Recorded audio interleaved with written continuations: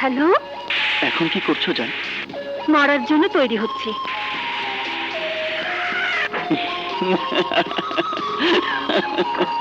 হায় হায়, তোমার বুকের গহীন সাগরে ডুবে আমি তো সেই কবেই মরে আছি ডার্লিং। ধুয়ে আসছে। অপেক্ষা করা যন্ত্রণাদায়ক, তবে জানের জন্য জানের অপেক্ষা এর তো মজাই আলাদা জান। থাক, আর বাহানোর দরকার নেই, সামনে পেলে দেখাবো মজা। কি করবে? কি করব কি করব কি করব প্রথমে প্রথমে ধাক্কা দিয়ে তোমাকে বিছানায় ফেলবো। তারপর? তারপর তারপর তোমার জুতো খুলে দেব। তারপর? তোমার শার্টের বোতামগুলো খুলবো। তারপর? তারপর তোমাকে তোমাকে তারপর? তারপর আমাকে কি কি করবে শুনি? এসো না সামনে, দেখাবো মজা। হ্যাঁ সুইটহার্ট, এই তো আমি এখানে। I love you. আমার জান, আমার জান। জি না, এখন মুড নেই। তবে রে, আমার মুড। এই, ছাড়ো। দাও। এই সময় আহা, দাঁড়াও দেখছি। বাধ্য।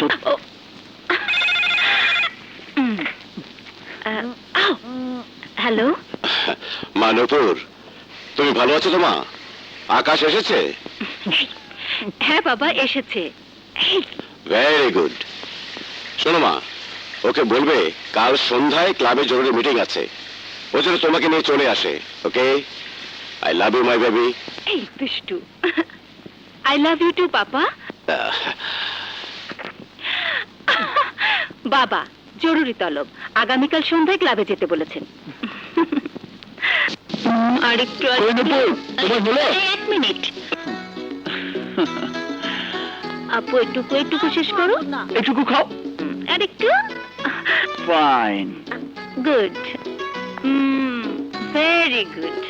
Good, very good. মুন্নি, সময় মতো শুয়ে পড়ো কিন্তু। ওকে? না ভাইয়া, ভাবে ঘুম পাড়িয়ে না দিলে ঘুম যে আসে না। ঠিক আছে, তুমি শুয়ে পড়ো, আমি এসে তোমাকে আদর করে ঘুম পাড়িয়ে দেব। ওকে, বাই। তাড়াতাড়ি চলো সুইটার। চলো চলো মুন্নি।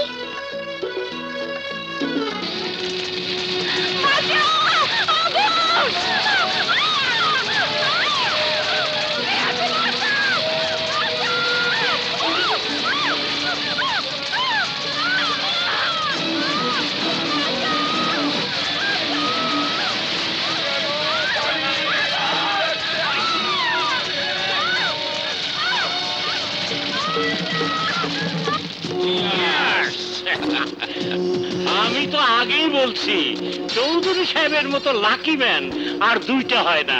কি নিপুণ ভাবে মিলটিকে মাটির সঙ্গে মিশিয়ে দিলেন, না রইলে বাস। আর না বাজবে বাঁশি, না দিতে হবে বেতন, না দিতে হবে বোনাস। এবার উঠবে hotel, 5 star hotel. Chowdhury textile মিলের ভয়াবহ অগ্নিকাণ্ডে এ পর্যন্ত 3 জন নিহত ও 26 জন আহত হয়েছে।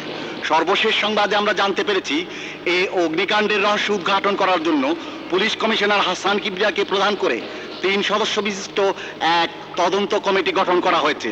নিউজ টিভি, রিয়াজ সাহেব, ঢাকা। গ্যাঞ্জাম, মহা গ্যাঞ্জাম। এখন কি হবে? এই তো ঘাপলা দেখছি, মহা ঘাপলা। কেঁচো করতে গিয়ে তো সাপ বেরিয়ে পড়ল। ঠিক বলেছো। এখন কি হবে mister Chowdhury? Akash. May I come in sir? Please come in. আসসালামু আলাইকুম। ওয়ালাইকুম আসসালাম, বসুন। Thank you. আমার নাম আকাশ। জানি, কাগজে আপনার ছবি দেখেছি। আপনি দেশের একজন নামকরা আইনজীবী। আপনিও তো অত্যন্ত জাদরেল একজন পুলিশ অফিসার। কাল টিভিতে আপনার সাক্ষাৎকার দেখেছি। আপনার মতো সৎ কর্তব্যপরায়ণ পুলিশ অফিসার এই সময় সত্যি খুব দুর্লভ।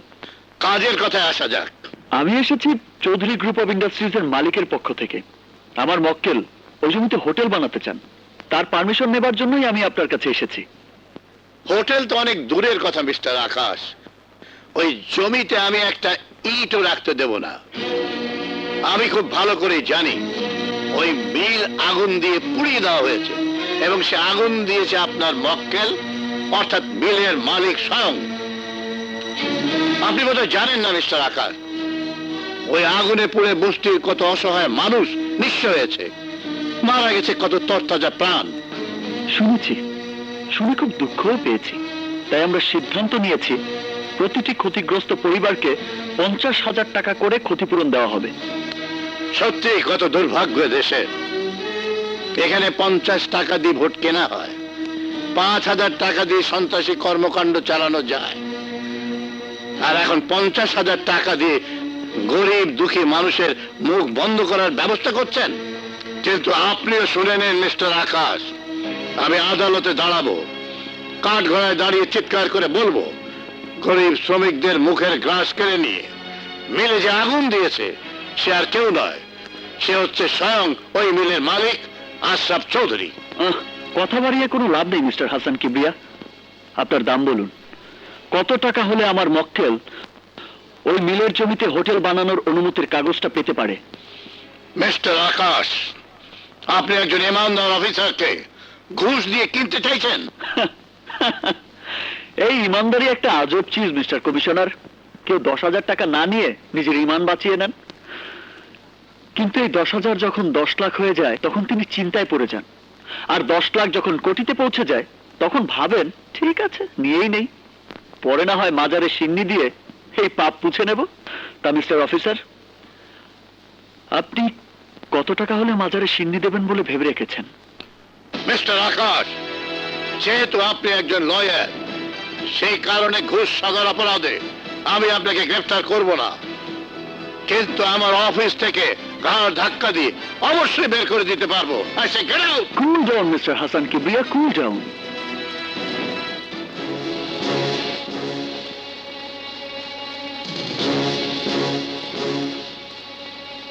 মিস্টার হাসান কিবরিয়া, যেহেতু আমি একজন উকিল, পরামর্শ দিতে আমি ফিস নিয়ে থাকি, তবে এই মুহূর্তে আপনাকে একটা পরামর্শ আমি বিনা পয়সায় দিয়ে যাচ্ছি।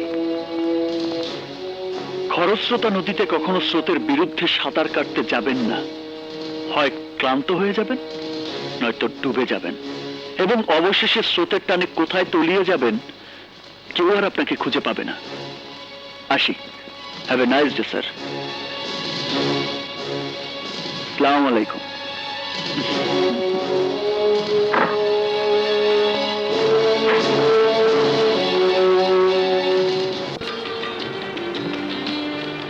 সালাম করমা।